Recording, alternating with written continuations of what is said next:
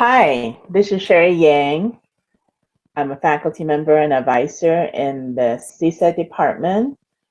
Fong and I would like to give you some information as you're thinking about summer and fall registration.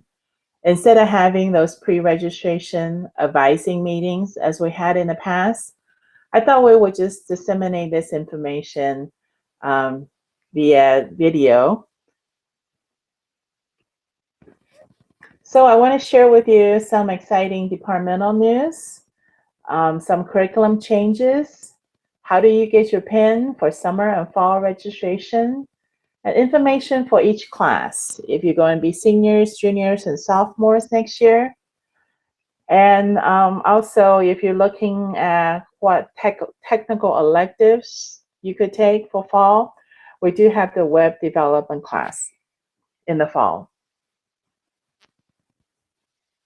And on that note, the technical electives will probably have a few new ones next year because we will have a full-time faculty joining us.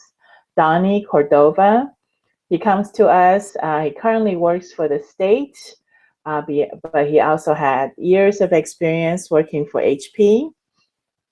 He comes to us with a lot of software management, software team experience, Agile, Scrum. He will be teaching our junior project team-based classes, the 316, 326, 336, the data structures, database, operating systems, programming languages. Those are all his specialties, expertise. And he also will be bringing some tech electives. We're looking at maybe a mobile app development, Ruby on Rails. We're just really excited to have him join us. Some curriculum changes that I mentioned last term, those are already updated on our website. Our data structures class, for instance, if you're expecting to take that in the fall, that will not be offered until winter. And for fall, we have moved the assembly class, the CST 250 class, to fall, and the Unix class to winter before software testing, as you will need the Unix skills for software testing. So we've restructured and moved a few things around. These will affect mostly sophomores, or students who will be sophomores next year. How do you get your registration PIN? Well, for summer, you don't need a unique number. Just use summer. And for fall, you do need a PIN just like before. You can come to our office hours to get your PIN. I'm usually in Mondays and Tuesdays from 3 to 6, and some Saturday mornings. Fong is usually there Tuesdays and Wednesday afternoons, and he has lab on Saturday mornings. Or you can email us either to set up a meeting, or if you gave us your information, your name and student ID, and what classes you're planning to take, or if you're not sure, if you need help, let us know, and we can look up your information and email you back your PIN. So that's the easy way to do it. If you're new and you haven't registered for summer before, when you're in Web for Students to register, be sure to check the default term. On May 9th, when fall registration starts, the default term in Web for Student will be fall. So if you need to register for summer, you actually need to change the term to summer. Otherwise, none of your PIN or CRNs will work. So be sure to check that.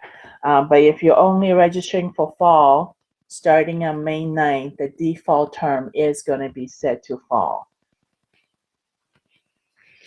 If you're going to be seniors next year, most likely you will need CST 415 networking and Math 465 statistics. Unfortunately, they're both offered on Thursday evenings.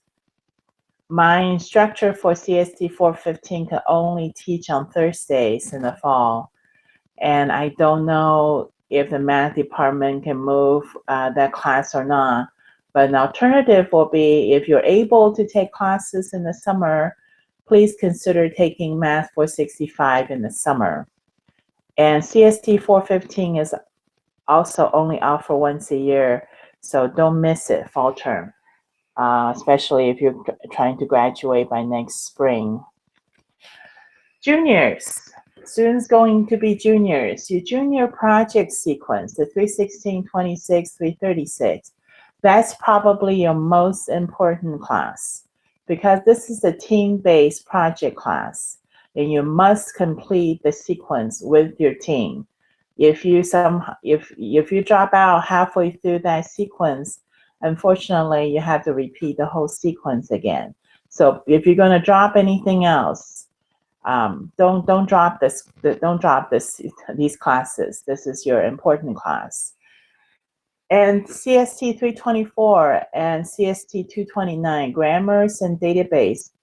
These two classes are also scheduled for fall, but if you only have room to take one, take the database class.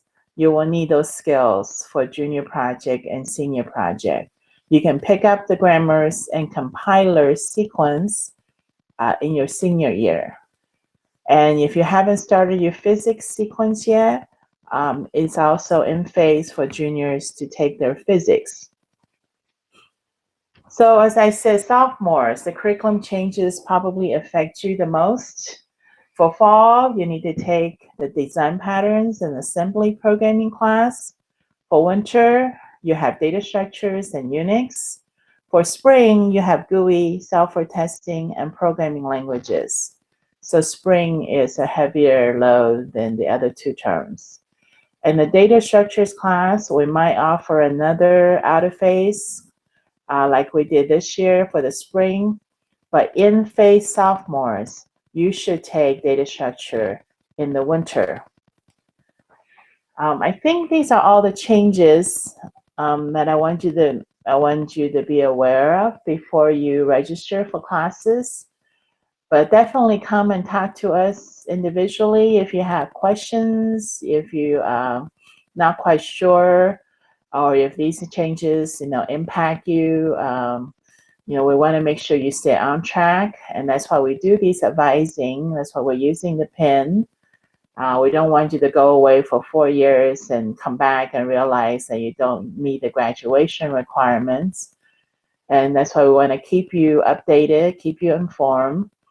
And so the next step is for you to get your PIN. And so you're ready for registration on May 9th. And don't wait. Otherwise, classes fill up or they get canceled. And that will mess up your schedule. Thanks.